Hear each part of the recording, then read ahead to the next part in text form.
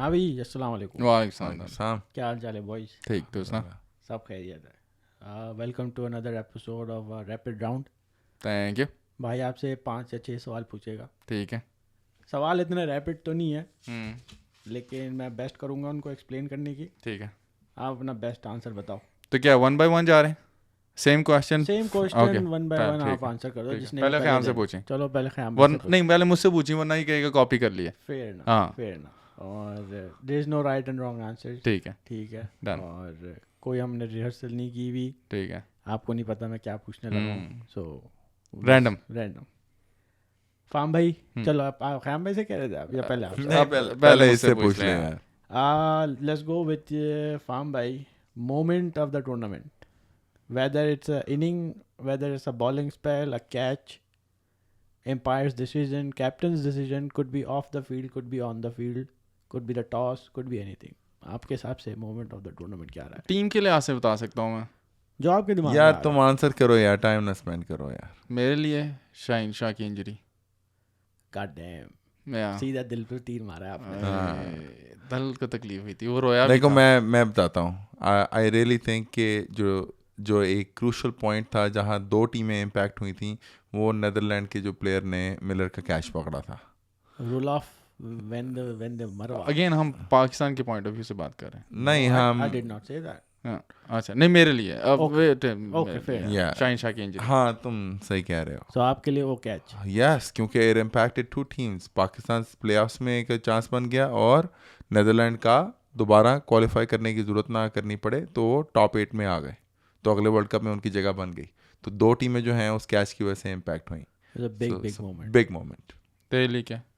दादा मेरे लिए थी, जो एक दिन सुबह मैं उठा हुआ था, मैंने रैंडमली मैच ऑन किया, dead rubber match, dead rubber, India versus Zimbabwe, 85,000 people watching that game, and I was so happy for the Zimbabwe players, because उनको उनकी लाइफ में कभी ऐसी अपॉर्चुनिटी नहीं मिलेगी। उन्होंने सोचा भी नहीं होगा कि वो प्रोफेशनल क्रिकेट में 85,000 लोगों के सामने खेल रहे मेलबर्न होंगे। में खेल रहे हो। Yeah. एक एक डॉट बॉल, एक एक सिंगल, ऐसा चीयर हो रहा था कि जैसे फाइनल हो रहा हो। फाइनल वाले दिन से ज़्यादा शोर था उस दिन। वाओ, वो I was so surprised and I was happy for Zimbabwe players. Impact नजर आता है इंडियन क्रिकेट का, IC like international I was cricket. Like यार दीज गाइज, इनका एक ड्रीम कम ट्रू हो गया। बेशक। जितने भी 11 जिम्बाब्वे प्लेयर्स है ना on the field to play a game against top team of course, plus in front of 85,000। Wow. So I was like, this is what international tournaments can do या for smaller teams. Of course. तो हमें smaller teams और चाहिए। और T20 में आएंगी। T20 ठीक है। एक next question. Smaller team final में आई तो है, वो ग्रीन कलर के कपड़े पहनती है। ओके शर्म चलो, कर। नेक्स्ट क्वेश्चन इज पे हमने डिस्कस किया ब्रीफली, पर आप अपने ओपिनियन बताना दोनों। Indian players not playing other T20 leagues around the world, is that the downfall of their not winning the world cup? दो चीज़ें, ड्रेन्ड आउट होते हैं, एंड सेकंड थिंग आल्सो उनको एक्सपीरियंस नहीं मिलता बाहर की क्रिकेट खेलने का। So अपने it is- घर में आप कितना शेयर बन जाओगे? या तो सारे टूर्नामेंट इंडिया में हो, तो फिर आप उनको एनओसी ना दो। वो एनओसी नहीं देते अपने खिलाड़ियों को। जो उनके खिलाड़ी बी हैं, जो बी टीम या सी टीम के हैं, उनको भी इजाज़त नहीं मेरी बाहर लीग खेलने की। तो मेरे ख्याल से इंडियन टीम लूज़ कर रही है। उनको काउंटी खेलने की इजाज़त होनी चाहिए, उनको बिग बैश खेलने की इजाज़त होनी चाहिए, कैरेबियन में खेलने की आई इजाज़त होनी थिंक चाहिए। काउंटी That's वो एक दो प्लेयर जिस तरह अश्विन को उन्होंने इजाजत दे दी थी हाँ, जाके don't काउंटी talk लेकिन वो about- टेस्ट मैच खेल रहे हैं ना, talking about like T20. They need to play T20। I think वो लूज कर रहे हैं by not allowing their players So that's to your गो। answer. मेरा आंसर ये है। What about you? I think ये उनकी एक डिक्टेटरशिप है। जिस तरह पाकिस्तान एक ऐसी टीम है जहाँ पे हारिस रऊफ ने कैसे इतने हर्डल्स को जंप करके बिग बैश में परफॉर्म करके सीधा एंट्री मारी इंटरनेशनल में, वो इस तरह अलाउ नहीं कर सकते अपने प्लेयर्स को। देगा बिग स्टार प्लेयर्स, और उसमें वो किसी और प्लेयर की इस तरह सडन एंट्री जो है उसको हजम ही नहीं करते। उन्होंने एक लैडर क्रिएट की हुई है जिसमें आपने रणजी ट्रॉफी और ये डोमेस्टिक में परफॉर्म करना है, आईपीएल में आना है, और आईपीएल में आने के बाद आपने इंटरनेशनल में आना है, और वो उस लेटर को तोड़ना ही नहीं चाहते। और जैसे ही इन लोगों ने बिग बैश या कैरेबियन या कहीं पे भी इनको खिलाया और किसी भी एक प्लेयर ने आउट क्लास परफॉर्मेंस दे दी और वो वायरल चला गया, इनके बोर्ड के ऊपर इतना प्रेशर पड़ेगा उसको इंटरनेशनल क्रिकेट में लेके आने के लिए उस इंडियन प्लेयर को, और ये लोग जो हैं वो मामला फेस ही नहीं करना चाहते। इसमें डरने वाली क्या बात है? इंडियन प्लेयर होगा, एक्सपोजर उसी को मिलेगा, फ़ायदा इन्हीं को होगा, टूर्नामेंट इन्हीं के लिए जीतेगा। क्योंकि अभी जो इनका सिस्टम है it's not working for them. No, it's not working for them at all, लेकिन पावर इनके हाथ में है। तो यही तो मसला होता है, इसलिए तो हम लोग पाकिस्तानी मैनेजमेंट को इतनी उंगलियां उठाते हैं, क्योंकि उन पे इतना प्रेशर आता है कि इस प्लेयर को डालो, इस प्लेयर को ना डालो। इंडियन क्रिकेट जो है वो इस तरह नहीं करती। नहीं, वो दो एक्सट्रीम है ना। एक तरफ वेस्ट इंडियन बोर्ड है, वो खिलाड़ी उनके बाहर ही खेलते हैं, वो कभी अपनी टीम से नहीं खेलना चाह रहे, और एक तरफ इंडियन टीम है, वो सिर्फ इंडिया के डोमेस्टिक खेल रहे हैं, इंडियन टीम में खेल रहे हैं और बाहर नहीं खेलना चाह रहे। I think they need to find थोड़ा सा, जिसको कहते हैं ना, हाइब्रिड सिस्टम, जो कि खिलाड़ी बाहर अलाउ करें कि सर्टन स्पैन में अगर इस दौरान अगर आपका कोई हो रहा है, आप जाके 50 ओवर भी खेल लो, आप T20 भी खेल लो, लेकिन इस दौरान हम आपको अलाउ नहीं करते। आपको डोमेस्टिक पे फोकस करना है, आपको रणजी ट्रॉफी पे फोकस करना है, आपको इंडियन टीम के लिए अगर फोकस नहीं कर सकते, अपने आप को 100% अवेलेबिलिटी देनी। ये नहीं करेंगे। देखो IPL को ये फिर आई बिलीव 4 महीने प्लस जो है ना उसको खींचने लगे हैं। तो और ये लोग जो हैं, this is their life, Ranji trophy और IPL, रणजी और IPL। और इन लोगों ने अपने कोई 5 से 6 नए कैप्टन्स बनाए हैं इंडिया ने लास्ट ईयर में। तो इंडिया जो है अब captaincy is a joke to them, there is no honour in becoming a Indian captain. वो कहते हैं ओ यार मुझे तो छुट्टी चाहिए, ये मुझे तुम कहाँ जिम्बाब्वे की ट्रिप में भेज रहे हो। ये माइंडसेट हो गया, क्योंकि जब भी जिम्बाब्वे का ट्रिप आएगा, रोहित को छुट्टी मिल रही है और कोहली को छुट्टी मिल रही है, और कैप्टनसी कौन कर रहा है? शेखर धवन। और बेचारा जब भी कोई इंपॉर्टेंट टूर्नामेंट आता है, शेखर धवन सबसे पहला बंदा होता है, बाहर बैठ रहा होता है।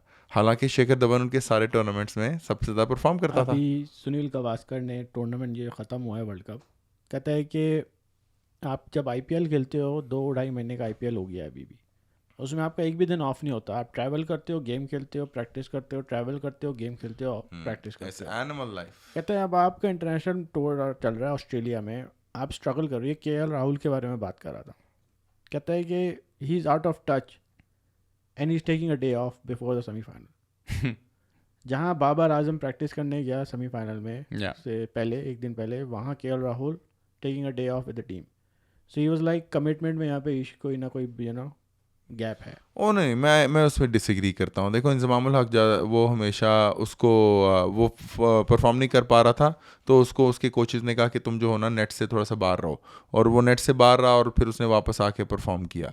तो हर एक की एक कोचिंग और एक माइंडसेट होता है। ये लोग बहुत बड़े प्लेयर हैं, इन लोगों को आप एक टेक्निक नहीं सिखा सकते जिससे ये लोग अच्छा परफॉर्म करेंगे। They have all the techniques. इनके मेंटल ब्लॉक्स होते हैं जिनको अनलॉक करना होता है। कोहली ने ये टेक्निक यूज़ की थी अपना टाइम ऑफ लेके, और राहुल भी वही टेक्निक यूज़ कर रहा था। खत्म हो जाए, 2 मैच बाकी हैं, फिर आप टाइम ऑफ ले लेना।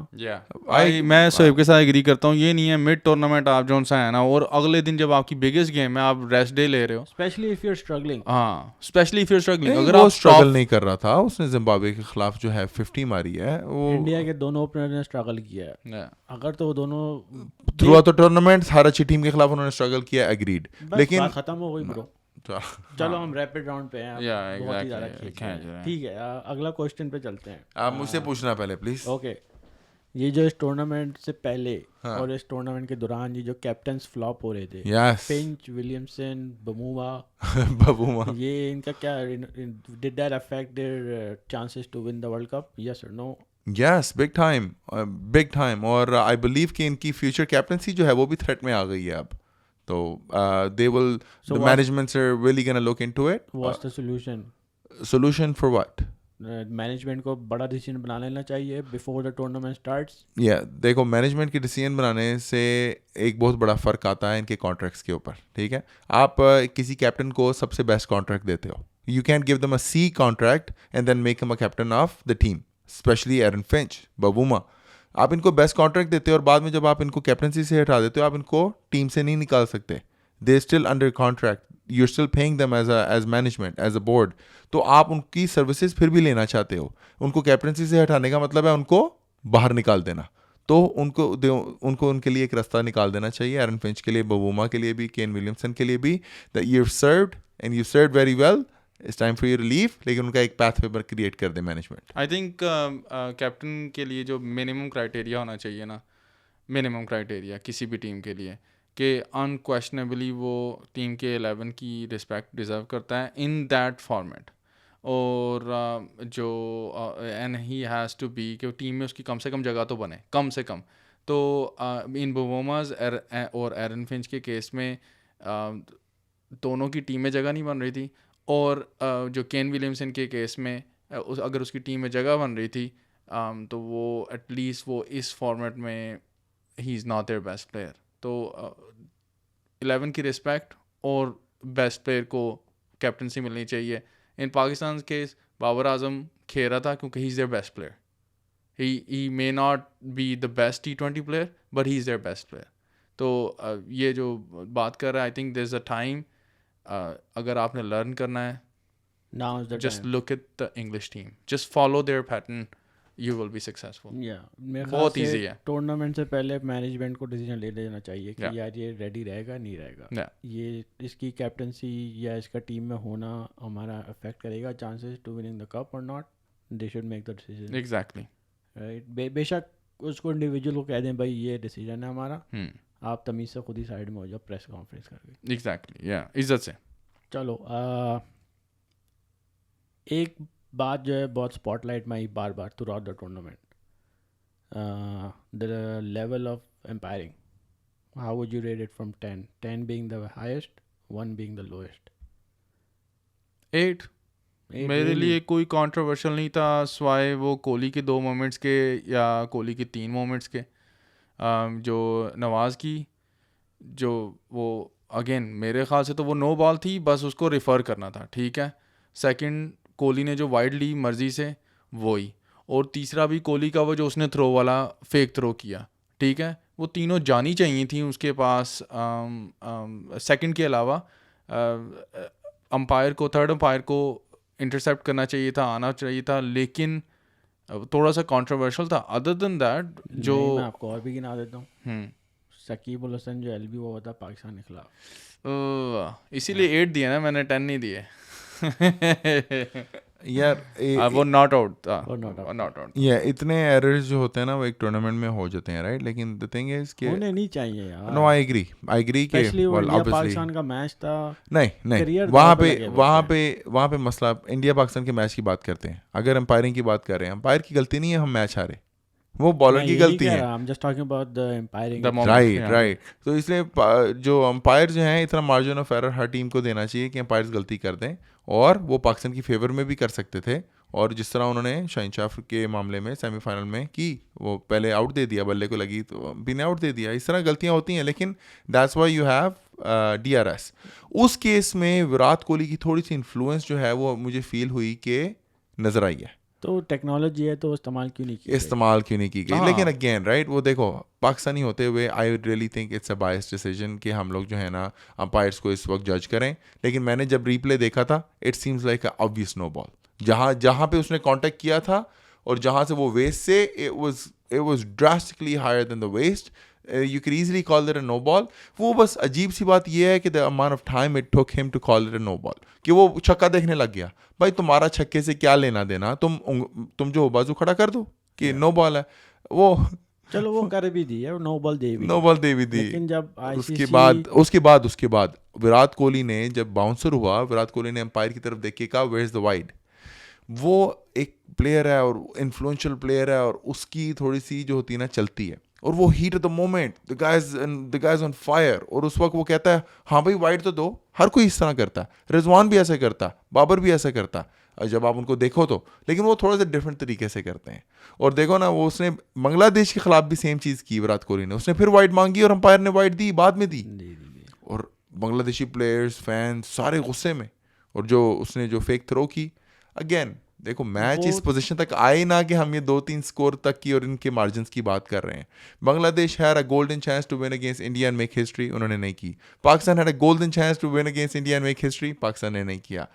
तो when it comes to umpires, yes उन्होंने थोड़ा सा प्रेशर में आके इंडिया की तरफ. Oh good, I give it 7 out of 10. या I would say 6.57. Sure. Shakib का वो आउट नहीं था. शकीब का आउट के बारे में मैं थोड़ा सा बात करना चाहता हूँ. रिजवान भी, सॉरी ओके गो अहेड. वो डाउट था. वो क्यों? क्योंकि यस हमारी क्लियर आई में नज़र आ रहा है, लेकिन उस तरह की एक और आगे भी इंसिडेंट हो गया था जब अंपायर की ये डिसीजन जो है ये पाकिस्तान की फेवर में नहीं गई. ये डिसीजन जो है अंपायर की फेवर में गई है. उसका मतलब क्या है? उसका मतलब ये है कि अगर अंपायर ने आउट दे दिया है और थोड़ा सा भी डाउट है ना, लाइक द रूल्स आर के the decision goes in the umpire favour. और डाउट था क्योंकि बल्ला ज़मीन पे भी लगा था और उसके अंदर अल्ट्रा एज के अंदर शो ही नहीं हो रहा था कि बॉल ज़मीन पे लगा और बल्ले पे लगा. Yes there was a bit of deviation as well, we can see that. लेकिन डाउट, बेनिफिट ऑफ डाउट किसको जाता है? Not the team, the umpire. तो इन दिस केस हम रेफर नहीं कर सकते कि अंपायर की कोई गलत डिसीजन है, because umpire did the right thing. उसको उसने थर्ड अंपायर को भेज दिया. Third umpire did what he is asked to do कि जो ओरिजिनल डिसीजन है उसको तुमने फेवर करनी है और उसके अगेंस्ट तुमने बिग एविडेंस देखना है. अगर नहीं मिलता तो डिसीजन किसकी तरफ जाएगी? जो ओरिजिनल डिसीजन थी. अगर ओरिजिनल डिसीजन नॉट आउट होता ना तो ये डिसीजन भी नॉट आउट होता, तो डिसीजन ऑटोमेटिकली बांग्लादेश की फेवर में जाता. तो I don't blame the umpire for that. तो again very fair umpiring throughout the world cup. Yes, Virat Kohli की जो सारे वाइड्स और उसकी इन्फ्लुएंस को साइड पे रखो, तो other than that the whole world cup was good. एम्पायरों ने इसीलिए बड़ी मैंने मेहनत की 8 आउट ऑफ 10 दिया ना. अच्छा चलो, last question and we end this video. Game of the tournament.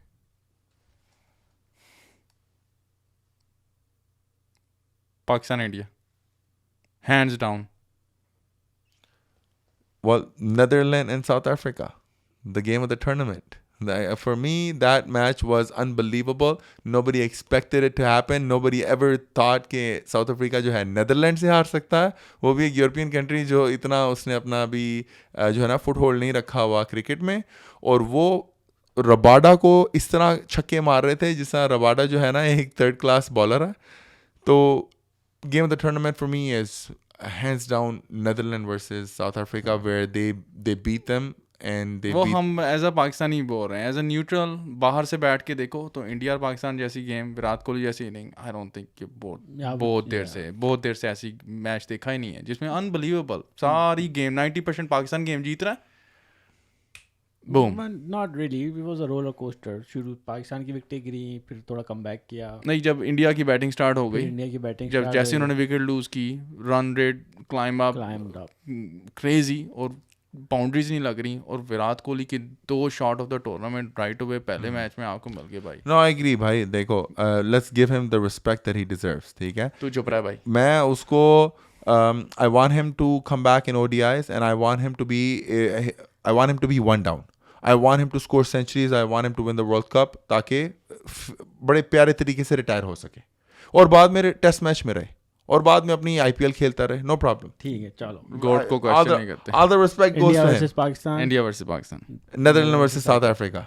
I would say India versus Pakistan. You know, Thank at the game I really wanted to see was Australia versus England. I know थोड़ा disappoint हो गया था. Yeah. और मतलब you haven't seen the match that the two of the world's best और world cup खत्म भी हो गया. सेमीफाइनल भी वन साइडेड गए दोनों. सेमीफाइनल भाई again England the beast. Final भी वन साइडेड गया. मैं बताता रहा हूँ, England is the beast. They do their homework. So they are a team way ahead of all of us. तो good on them. They won the world cup. I wish them the best of luck even in the future. तो hopefully Pakistan जो है वो इससे कुछ सीख सके. Hopefully वो इंग्लैंड के बराबर आने का सोच सके. और यंगस्टर्स जो इस चीज़ को देख रहे होंगे, सोच रहे होंगे कि भाई हमें कैसी क्रिकेट खेलनी चाहिए. Well the role models are right in front of you which is England के प्लेयर्स. उनको फॉलो करो. और जूनियर 19 जो हो रही है, so many English players are playing in Pakistan. तो बहुत सीखने को मिलेगा. पाकिस्तान की क्रिकेट इंशाल्लाह बेहतरी की तरफ जाएगी इंशाल्लाह. ठीक है इंशाल्लाह. चलो, थैंक यू फाहम भाई. थैंक यू फाहम भाई. No problem.